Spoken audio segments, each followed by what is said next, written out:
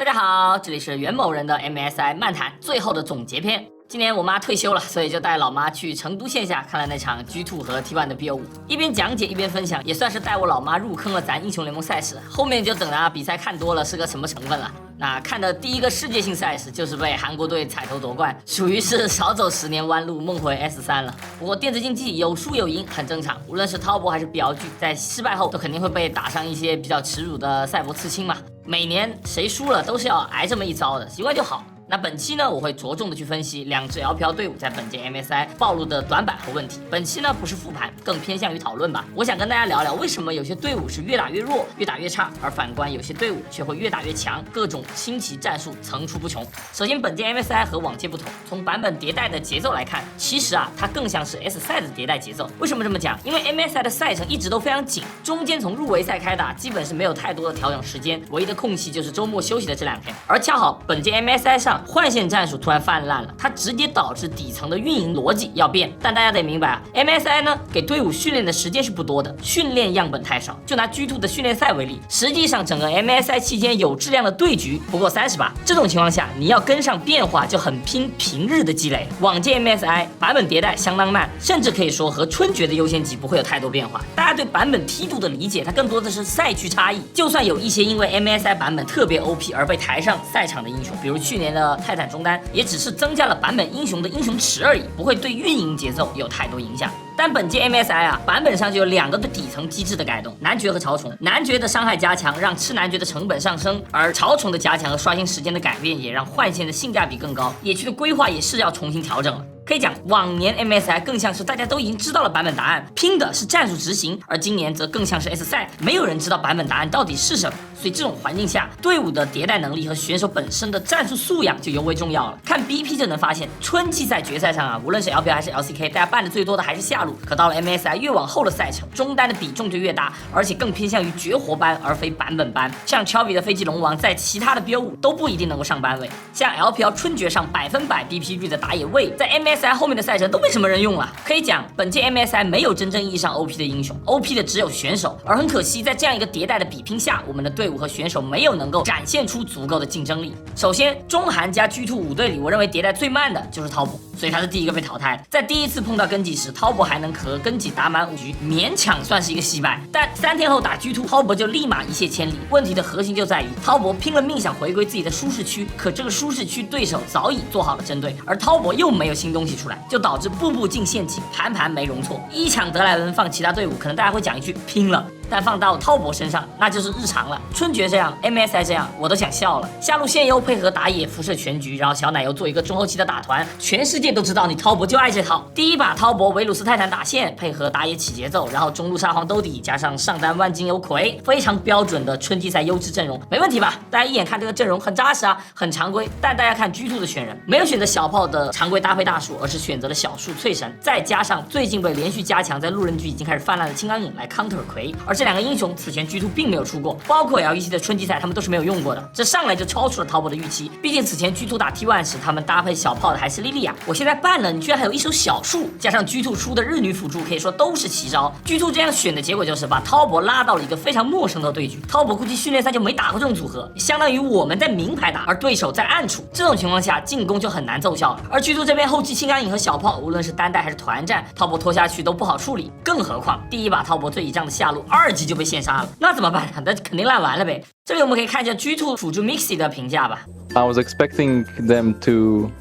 play a bit better because I feel like in the game 1 they were being a bit disrespectful in their gameplay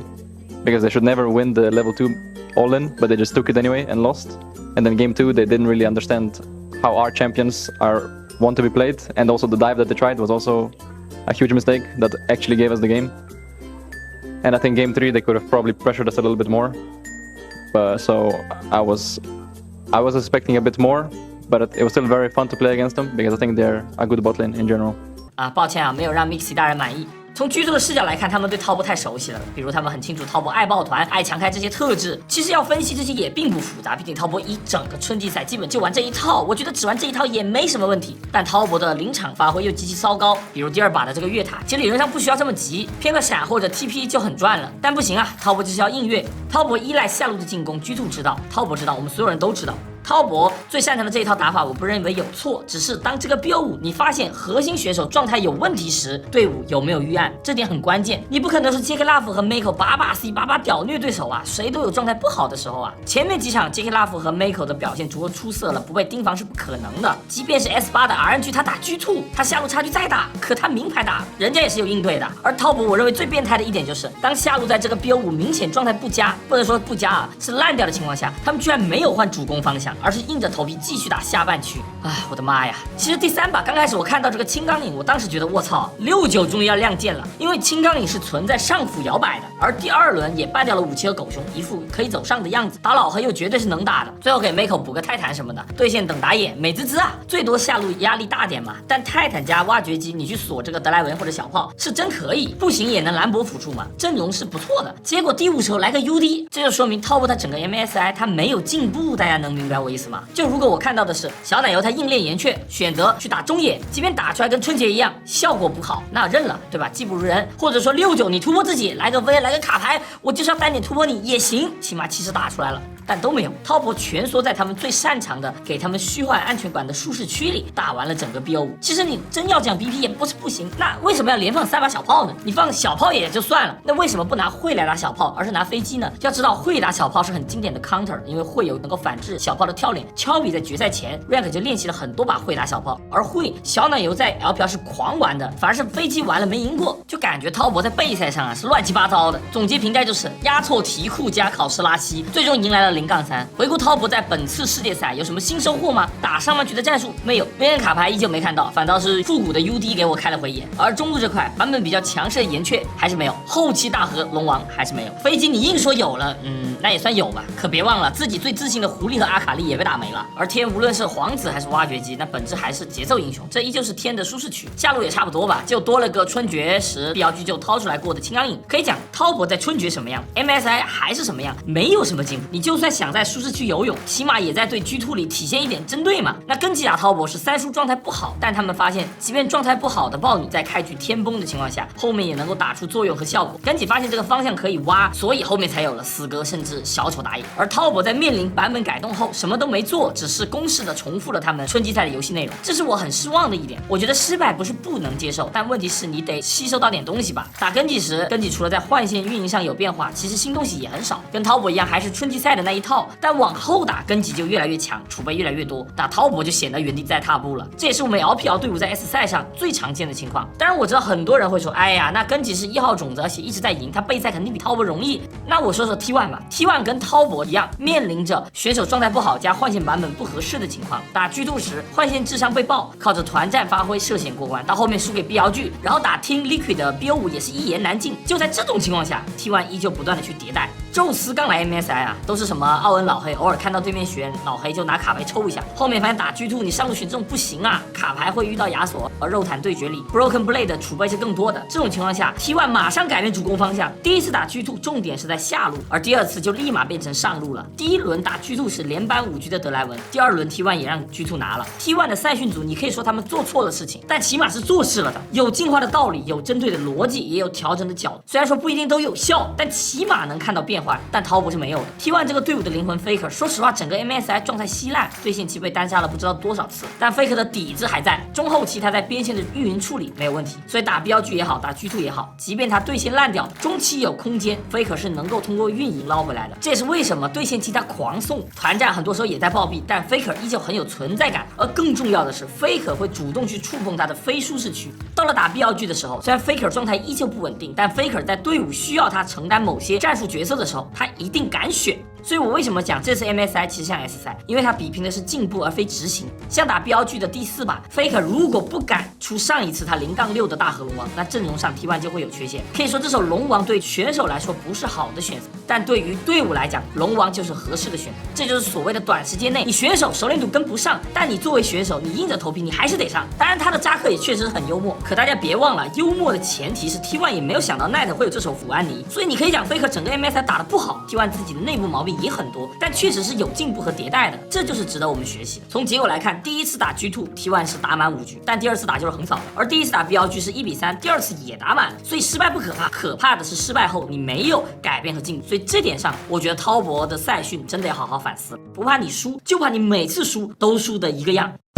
相比于滔博啊，那 BLG 在本届 MSI 有进步吗？其实真要说算有，但比起滔博呢 ，BLG 更像是选手个人在爆发，而不是团队在进步。滔博的转型指挥其实是勉强够用的，而虽然 BLG 的英雄池更深，但更好的食材没有炒出好的菜来。我依旧无法理解为什么打了那么多场 BO5 了，都打到决赛了，我们的换线战术依旧是每次都在亏。所以我的结论很悲观，虽然 BLG 双杀了 T1，并打出了很多让人振奋的场面，但本质上依旧是在吸血选手的天赋，战队本身的进步仍旧是不足。你很难想象 MSI 决赛的赛场上能出现3人越大树的塔，结果连闪现都打不出，还白送一血这么低级的一个场面，这跟在 LPL 赛场上越塔美如画的 BLG 完全不像一回事。BLG 过去的公式越塔1级换血2级囤3级越塔加摇人是非常熟练的，但本次 MSI 就完全看不到了，对手都会防了，结果就是反而走向突破的下路频繁的被突破。这里说一下为什么换线泛滥后下路对线的压制力会下降，因为如果我知道你一定会走下路，那么我下路组的眼位前期的站位都是可以围绕着换血来处理，包括野区也是一起动的。可因为你不知道对手换不换线，所以在前期的投入上、站位上都要调整和改变。也就是说 BLG 下野的这个舒适区他们玩不了了，但怎么调整呢？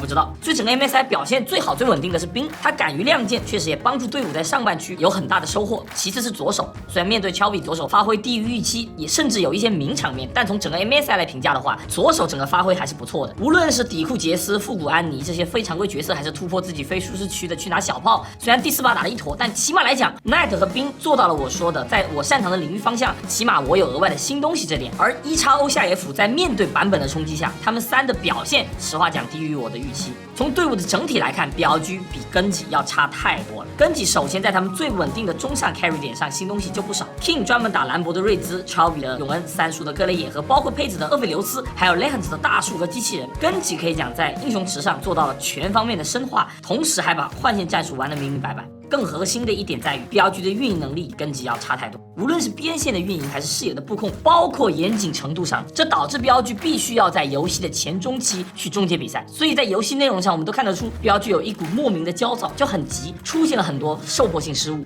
其实 BLG 如果只是讲双方打5-5团，完全去拼一个操作和硬实力，我认为还是有的打的。我不贷款最后能够赢，但起码这个 BO5 有机会打满。可运营差距是无法通过短期内你去查缺补漏去弥补的，甚至你说用 BP 去弥补都不行。我就说一个镜头吧，第一把 BLG 拿完龙魂，打出了一波2换4后，双方进入到了围绕着男爵的僵持。但在上一波打团前，Chalby带掉了上塔，那 BLG 复活出来后，上路就是一波大线嘛。这时 BLG 做了一个很错误的分线处理，他们让更需要经济的卡牌去收了这波线，然后继续带，而 Knight 则直接去中路抱团了。这样 BLG 下路就没有人去接线，Nico 去单带，面对老黑和永文是很容易给机会的，所以他只能守塔下线，而 BLG 就变成了一个5人逼迫半区。过去这样打是能经常有收获的，但问题是男爵加强了，你无法 rush， 而和根吉进行的视野交锋 ，BLG 抓不到机会。于是老黑很舒服的把下路线清完，再避回加补上路线。而虽然 BLG 5人集结上半区，但因为根吉正面很扎实，而 BLG 又没闪，所以根吉抱团反而是反推了中线，逼迫 BLG 撤出了根吉的蓝区。为什么我讲分线不好？因为如果卡牌是出门带下而不是上，那他一定能稳定牵扯一个人，无论是永恩还是老黑都会在下半区。而卢娜有中线，如果根吉抓下，那么 Nico 可以 TP 救，打反包是没问题的。正是因为所有人都在上半区，卡牌反而不敢继续深带，这个分线让 TP 的 Nico 完全没有作用，跟辅助一样，只能护着 AD 吃线，而卡牌也没有真正意义上能够给根吉的边线压力。一看就知道 BLG 这个队伍就没有什么单带的运营经验，边线处理的经验就是一坨。这把左手的 Nico 大家知道这个 TP 捏了多久吗？从16分半他第2个 TP 转好到最后第2条远古龙决胜权